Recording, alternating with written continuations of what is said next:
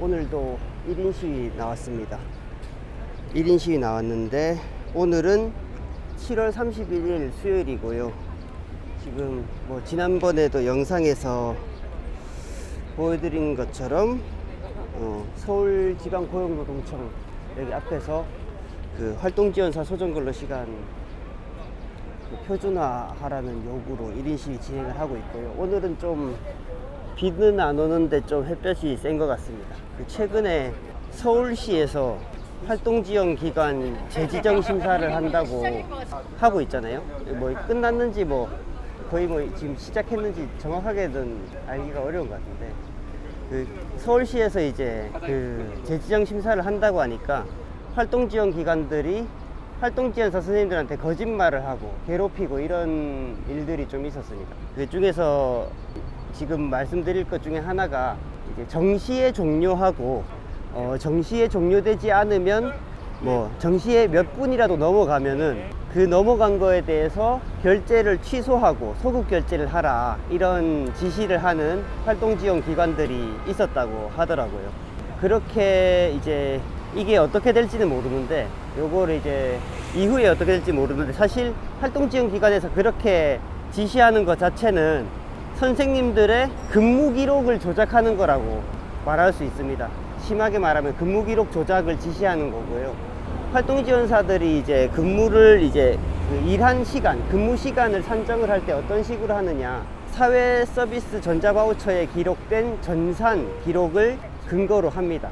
선생님들이 이제 바우처 태그를 뭐 이제 시작할 때 찍고 종료할 때 찍고 이러시는 게 전산망에 기록이 되는 거고, 그게 근무 기록입니다. 근데 이 안에서도 사실 불합리한 게 뭐냐면은, 활동지원사 간에 교대를 할 때 앞에 근무하시던 분이 좀 천천히 퇴근을 하신다 그러면은 일찍 출근을 해도 그것에 대해서 기록을 남길 수가 없잖아요. 전 근무자가 종료를 해야 저희가 시작이 되기 때문에 그런 불합리한 점이 있기는 한데, 어쨌든 여기서 이제 우리의 실제 근무 기록, 근무 시간 자체는 태그를 하는 순간 시작과 종료로 기록이 된다, 이게 중요하고요.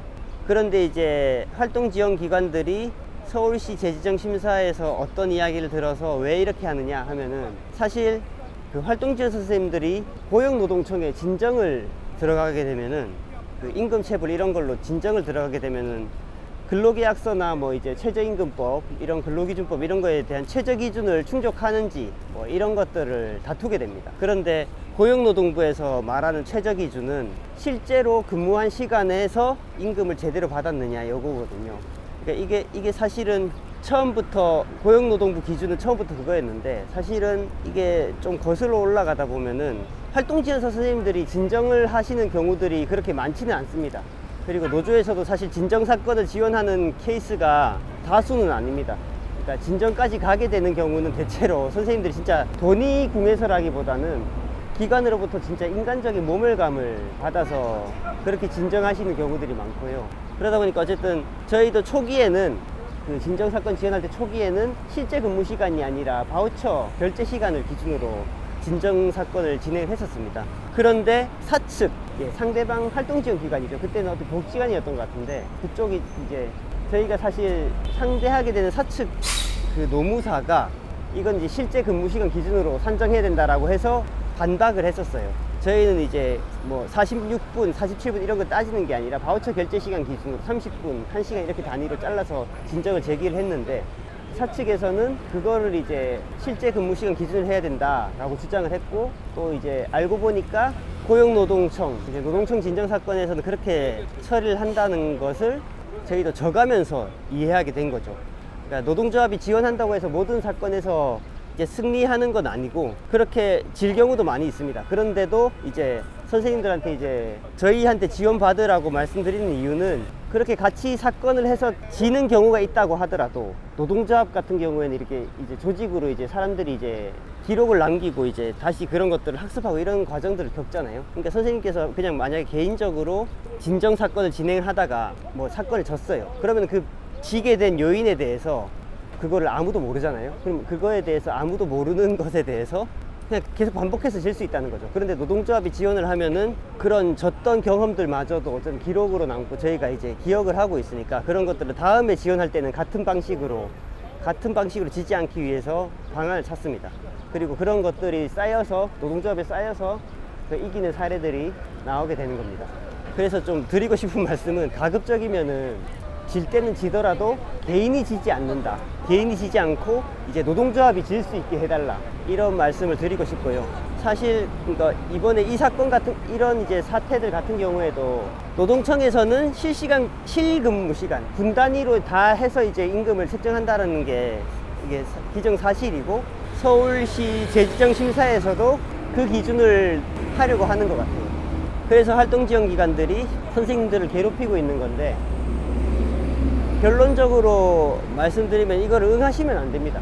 실제로 근무 시간을 기록을 남기는 거기 때문에 선생님들이 일한 만큼 정직하게 내시고요. 그리고 기관들 중에는 뭐 선생님들한테 손해가 가기 때문이다. 선생님들 생각해서 이러는 거다. 뭐 이런 식으로 거짓말들 하는 경우들이 많이 있어요. 그런데 이거는 예를 들어서 생각을 해보면 그렇습니다. 선생님께서 만약에 47분 근무를 했다. 그러면 1시간 결제가 될 거예요. 그러면은 활동지원기관이 47분에 대한 임금을 줄 겁니다. 그러면은 선생님들이 손해보는 게 맞죠. 그런데 1시간 10분을 일했다. 그러면 1시간이 결제가 될 겁니다. 그러면은 1시간 10분에 대한 임금을 준다는 거는 선생님들한테 이득인 거예요. 이거는 이제 실근무 시간 기준으로 정확하게 임금을 책정한다는 거지 이게 뭐 손해보고 말 것이 아닙니다. 그러니까 그리고 사실은 노동청 기준은 실제 근무 시간 분 단위로 다 산정한다라는 게 맞고 이제 서울시에서 이제 이거를 정시로 기준을 하거나 실근무로 하거나 이거는 사실은 뭐 행정 차원에서 판단을 할 건데 어쨌건 정확히 아셔야 될 거는 노동청에 진정 가서 싸우게 되면은 실근무 시간 기준으로 산정을 할 거니까 실근무 시간을 선정을 합니다. 그래서 어쨌든 이런 뭐 정시 결제가 아니면 소급해야 된다 이런 거는 응하시지 않으시는 것이 맞습니다. 아까 말씀드린 대로 이거는 이제 근무 기록을 조작을 지시를 하는 거기 때문에 이런 것들에 대해서는 항의하고 뭐 민원을 제기하고 규탄을 해야 될 사안이라고 말씀을 드리고 싶습니다. 뭐 오늘 설명드리고 싶었던 건 이 정도고요. 이상입니다.